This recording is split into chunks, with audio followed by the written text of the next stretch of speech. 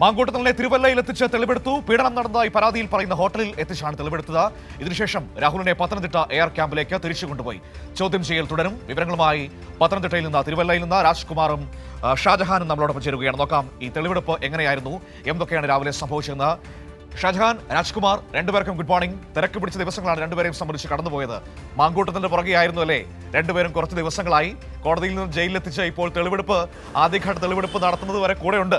അപ്പോൾ എങ്ങനെയാണ് ഇന്ന് രാവിലെ ഈ തെളിവെടുപ്പ് നടന്നത്? എന്തൊക്കെയായിരുന്നു ആദ്യ മിനിറ്റ് മുതൽ സംഭവിച്ചത്?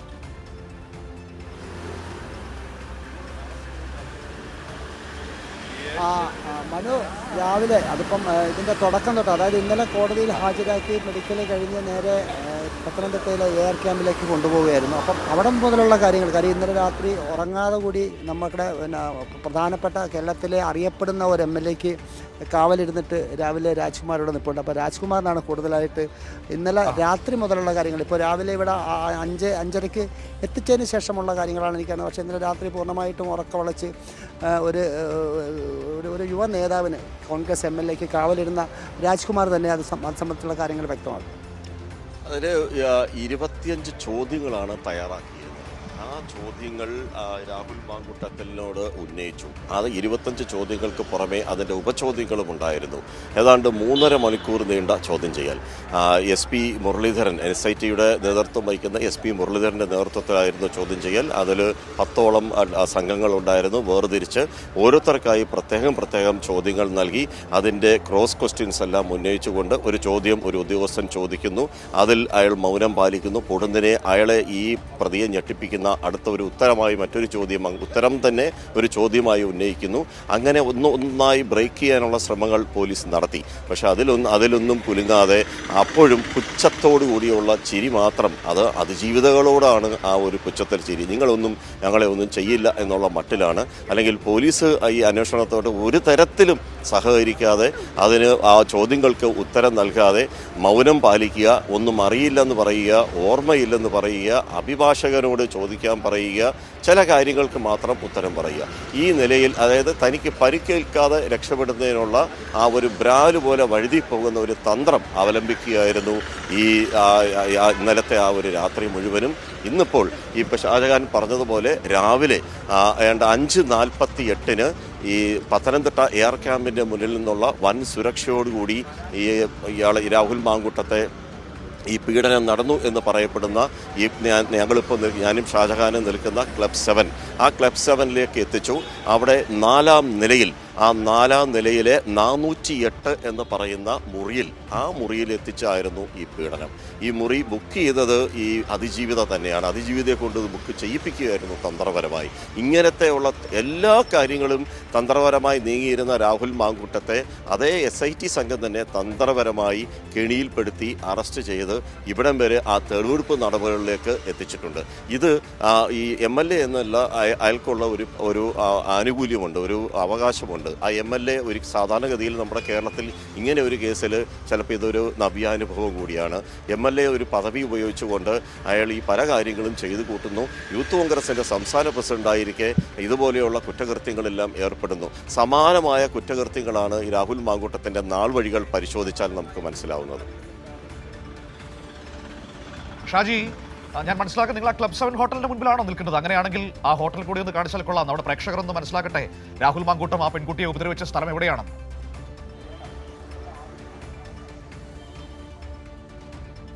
തീർച്ചയായിട്ടും മനോ, ഞങ്ങൾ ക്ലബ് 7 മുൻവശമാണ് നിൽക്കുന്നത്. രതീഷെ, ആ ക്ലബ് 7 ഹോട്ടലൊക്കെ ഒന്ന് കാണിച്ചു കൊടുക്കുക. കാര്യം ഇതിൻ്റെ അകത്ത് നമുക്ക് അതാണ് ഞാൻ ആലോചിക്കുന്നത്. ഈ തിരുവല്ലയിൽ ഇത്രയും ഹോട്ടലുണ്ടായിട്ടും എന്തുകൊണ്ട് ക്ലബ് 7 എടുത്തു? സ്വാഭാവികമായിട്ടൊരു ചോദ്യമാണല്ലോ, നമ്മുടെയൊക്കെ മുന്നിലുള്ള ചോദ്യമാണ്. അല്ലെങ്കിൽ സാധാരണ ഒരു ഹോട്ടലിൽ ഒരു പെൺകുട്ടി ചെന്നാൽ, റിസപ്ഷനിൽ ചെന്നാൽ ആൾക്കാർ ശ്രദ്ധിക്കും, കയറി പോകുമ്പോൾ ആൾക്കാർ ശ്രദ്ധിക്കും.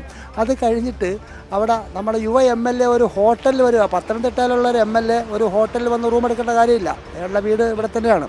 അപ്പം ഇത് ഒരു മാളാണ് മനു, അതാ മനസ്സിലാക്കേണ്ടത്, ഒരു മാളാണ്. അതാണ് അതിൻ്റെ പോയിന്റ്. ഇവിടെ ഒട്ടനവധി ഷോപ്പുകളുണ്ട്, നിരവധി ഷോപ്പുകളുണ്ട്. മറ്റേ നമുക്ക് കാണാം ഇവിടെ ബ്രാൻഡഡ് ഷോപ്പുകൾ ഒട്ടനവധി ഉണ്ട്. അപ്പം ഇവിടെ ഒട്ടനവധി സ്ത്രീകൾ വരുന്നു, കുട്ടികൾ വരുന്നു, അങ്ങനെ പല തരത്തിലുള്ള ആൾക്കാർ രാവിലെ മുതൽ വന്നിട്ട് പോകുന്നു. അപ്പോൾ ഇതിനകത്ത് ആര് കയറിയാലും ആരിറങ്ങിയാലും അങ്ങനെ പ്രത്യേകിച്ച് ആരും ശ്രദ്ധിക്കത്തില്ല. ഒരു മാള് കൂടി ആയതുകൊണ്ട് ഹോട്ടൽ മുറിയിലേക്ക് പോവുകയാണോ എന്ന മറ്റും പ്രത്യേകിച്ച് ആരും ശ്രദ്ധിക്കത്തില്ല. അത് മുൻകൂട്ടി കണ്ടുകൊണ്ടാണല്ലേ മാങ്കൂട്ടം ഈ ക്ലബ് 7 എന്ന് പറയുന്ന ഹോട്ടലിൽ ആ പെൺകുട്ടിയെ കൊണ്ട് മുറിയെടുപ്പിച്ചതല്ലേ?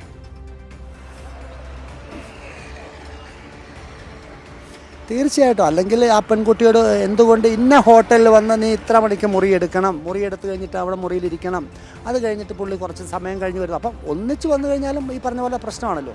അപ്പോൾ വളരെ തന്ത്രപരമായിട്ട് എത്രത്തോളം ബുദ്ധി ഉപയോഗിച്ചിട്ടുണ്ടാവും. റിസപ്ഷനുമായി യാതൊരു ബന്ധവുമില്ല. റിസപ്ഷൻ ഒരു ഭാഗത്ത്, ഈ മുറികൾ കിടക്കുന്നതെല്ലാം വേറൊരു ഭാഗത്ത്. പടി ലിഫ്റ്റ് വഴി കയറിപ്പോയാലും റിസപ്ഷൻ. അപ്പോൾ ഇത് ആദ്യമായിട്ടായിരിക്കില്ല ഇവിടെ റൂം എടുക്കുന്നത്. അല്ലല്ല. അപ്പോൾ ഇത് അതാണ് ഈ ഷാജഹാൻ ഉന്നയിച്ച അത് വളരെ കൃത്യമായ ഒരു പോയിന്റാണ്.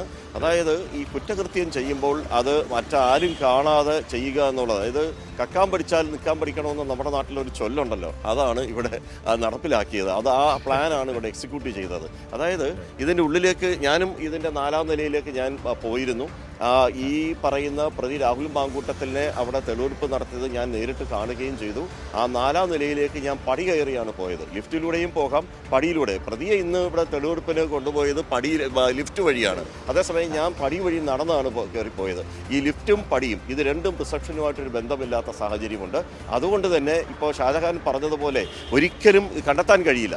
അവിടെ ഈ റിസപ്ഷനിലുള്ളവരാരും, ഇത് മാളായതുകൊണ്ട് തന്നെ പല VVIPകളും ഇതുപോലെയുള്ള രാഷ്ട്രീയക്കാരും പൊതുപ്രവർത്തകരും സിനിമാ രംഗത്തുള്ളവർക്ക് വരെ വന്നു പോയാൽ പോലും ആരും പൊടുന്നനെ അങ്ങനെ കയറി ശ്രദ്ധിക്കില്ല. അതുകൊണ്ട് ഈ പടി കയറി പോവുകയാണെന്നെങ്കിൽ ഏറ്റവും സേഫാണ് പടി കയറി 4ാം നിലയിൽ ചെല്ലുന്നതും വലത് സൈഡിലാണ് ഈ മുറിയുള്ളത്. അതുകൊണ്ട് നേരെ മുറിയിലോട്ട് കടന്നു പോകുക എന്നുള്ള ആരും അറിയാനേ പോകുന്നില്ല. തിരിച്ചിറങ്ങി പോകുന്നതും അങ്ങനെ തന്നെയാണ്. അത്ര സാങ്കേതികമായി എല്ലാം മുൻകൂട്ടി തയ്യാറാക്കിയ പ്ലാനാണോ പദ്ധതിയാണോ നമുക്കറിയില്ല. ആ നിലയിലായിരുന്നു ഇതിൻ്റെ ഒരു ഓപ്പറേഷൻ. അത് വേറെ കാര്യമുണ്ട്. അതും ഈ പെൺകുട്ടിയോട് മുറിയെടുക്കാൻ പറഞ്ഞാൽ എന്താണെന്ന് അറിയാമോ? രാഹുൽ മാങ്കൂട്ടം ഇവിടെ വന്ന് ഈ പത്തനംതിട്ട ജില്ലയിൽപ്പെട്ട തിരുവല്ലയിൽ വന്നിട്ട് ഒരു മുറിയെടുത്തു കഴിഞ്ഞാൽ സ്വാഭാവികമായിട്ട് ഇവിടെയുള്ള ഇതെന്തിനാ അദ്ദേഹം മുറിയെടുത്ത്? അപ്പോൾ സംശയം വരും. അപ്പോൾ പെൺകുട്ടി തന്നെ മുറിയെടുക്കുക, പെൺകുട്ടിയോടെ വെയിറ്റ് ചെയ്യുക, അത് എത്രത്തോളം ബുദ്ധിപരമായുള്ള ഒരു ഓപ്പറേഷൻ നീക്കമാണ്. അതാണ് രാഹുൽ മാങ്കൂട്ടത്തിന്റെ എല്ലാ കാര്യങ്ങളും ഇതുപോലെ വെൽ പ്ലാൻഡ് ആണ്. എല്ലാം ഏത് കാര്യങ്ങൾ ചെയ്താലും പ്ലാനായിട്ട് ചെയ്യും. അതിനുള്ള തെളിവുകൾ കണ്ടെത്തി വെക്കും. അത് പിന്നീട് ഒന്നും ഓർമ്മയില്ല. പിന്നൊന്നും ഓർമ്മയില്ല. ഈ ചാറ്റിൽ തന്നെ പറയുന്നുണ്ട്, ഞാൻ 4-5 പേരുമായി അങ്ങോട്ട് വരും, നിനക്ക് താങ്ങാൻ കഴിയില്ല എന്നൊക്കെയുള്ള ഭീഷണികളൊക്കെ അതിൻ്റെ കൂടി ഭാഗമാണ്. അതായത് അതിൻ്റെ ഏറ്റവും ഒടുവിലത്തെ ഉദാഹരണമാണല്ലോ ഇവിടുത്തെ ഒരു വലിയ ഒരു പ്രായമുള്ള ഒരു മുതിർന്ന ഒരു കോൺഗ്രസ് നേതാവ് ചില വിമർശനങ്ങൾ നടത്തിയിട്ട് മണിക്കൂറുകൾക്കുള്ളിൽ അത് പിൻവലിക്കേണ്ടി വന്നില്ലേ? അതാണ് എല്ലാവർക്കും ഒരു ഭീതിയുണ്ട്. മനു, ഷാജഹാൻ പറഞ്ഞൊരു പോയിന്റ് ശ്രദ്ധിച്ചല്ലോ, എല്ലാവരും പേടിയിലാണ്. അതായത് ഈ ഇരുതല മുറിച്ചുള്ള വാളാണ് രാഹുൽ മാങ്കൂട്ടം എന്ന് പറയുന്നത്. ആര് തുറന്നോ അവരെ കൈ മുറിയും. ഇല്ലാത്ത ഒരു കാര്യമുണ്ട്. ഇപ്പം ഞാൻ അന്വേഷിച്ചപ്പോൾ മനസ്സിലായത്, ഈ സംഘത്തിൽ നിന്നുള്ള നമുക്ക് കിട്ടിയ വിവരം ഈ വടകരയിൽ കൊണ്ടുപോകാൻ സാധ്യതയുണ്ട്. കാര്യം വടകരയിൽ കൊണ്ടുപോകുമെന്ന് പറയുമ്പോൾ അതിൻ്റെ അകത്ത് എന്തോ ഉണ്ട്. കാര്യം അങ്ങനെ എന്തെങ്കിലുമൊക്കെ കാര്യങ്ങൾ കൃത്യമായിട്ട് ഈ അന്വേഷണ സംഘത്തിന് കിട്ടിയിട്ടുണ്ട്. അപ്പോൾ വടകരയിൽ എന്തായാലും തെളിവെടുപ്പിന് കൊണ്ടുപോകുമെന്നാണ് നമുക്കിപ്പോൾ മനസ്സിലാക്കാൻ സാധിക്കുന്നത്.